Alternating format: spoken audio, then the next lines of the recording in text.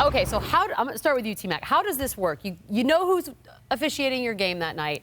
How do you go about it? How do you manage the officials? Well, a lot of these guys, especially in our era, they had tricks that they do, especially for good offensive players that they like to do. I'll take you back to when we was playing Philadelphia at home, and Eric Snow had all the tricks in the bag when I used to go up and shoot, and he used to nudge me a little bit, but the refs couldn't see that. And I told the refs over and over, like, watch what he's doing when I'm going up to shoot. They didn't do anything about it, so we kind of got into it. You have to approach the ref and talk to him. Now, everybody's going to, release some frustration at times. We play an emotional game.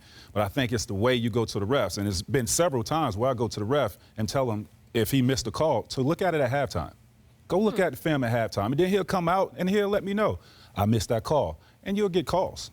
They'll go look at it at halftime. They'll go look at it at halftime. A lot of them say they'll look at it, but how many referees are at halftime looking at the call? They back there saying, can you believe T-Mac said something to me? You know what? He say one more thing, I'm gonna throw him out this game. They not looking at the play. Is there a monitor in their room? Of course. Can they replay a game? Yes. No, I've been to the referee's locker room. What are you doing in the referee's locker room? Yeah, I got so many questions. For one, the referee's locker room is usually going to be a spare room in the arena that no one else has used. So you telling me they have a TV and a DVR in there, they can go back and look at the play? I don't think so. I mean, I can't really argue with referees him. come back, that's how they smooth you over. But the way you manage the referee. This whole time he's been thinking that's how it works. Listen, at the end of the day, all refs they're like us, right? You got some referees that are just no nonsense. They're not taking nothing. Steve Javy. Crawford's, Javy's the guy that just spoke. You can't say anything to them. And then there's some guys that, they give you more leeway. Yeah, you get a little more leeway, but you got to know that as a player and as the star player, you got to know which guys you can impact or maybe affect to help the team out. And that's just kind of the history of it. I know one thing. Steve Javy looked himself in the camera and said a bold-faced lie.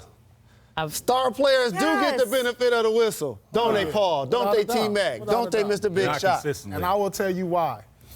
When you have 18,000 fans, 100 million viewers on TV, they didn't come to watch the star player get kicked out. There's big money involved in this. If the referee kicks out LeBron on a Sunday afternoon game on Christmas or any national televised game, please believe. I've never been fishing. I've never eaten cricket, but I just reeled you in. Now, on the other side, to whom much is given, as much is required. So therefore, just like a coach, I have to be able to coach my best player.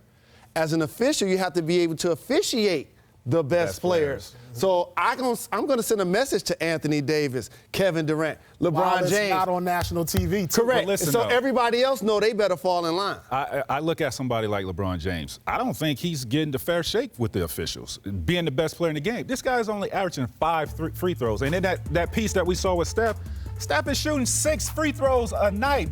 He's a jump shooter. And you meant to tell me he's a lot more aggressive than LeBron James, and he's only averaging 5 free throws? But he got to be one of the toughest guys to officiate. I mean, he's coming there. Okay, they said that about Shaq. Shaq still shot about 14, 15 free throws a night. Some intentionals, too. First of all, there's half the time Bron backing you down at 4 feet, then he ends up shooting at 8 with that fadeaway. Who gonna call that foul? I think the numbers go hand in hand. Let's say with LeBron, he's shooting 58 from the field, so he's making a lot of his shots. That goes to show you it's less free throws. The higher your percentage is, you're shooting 41% from 3. You're shooting more threes now.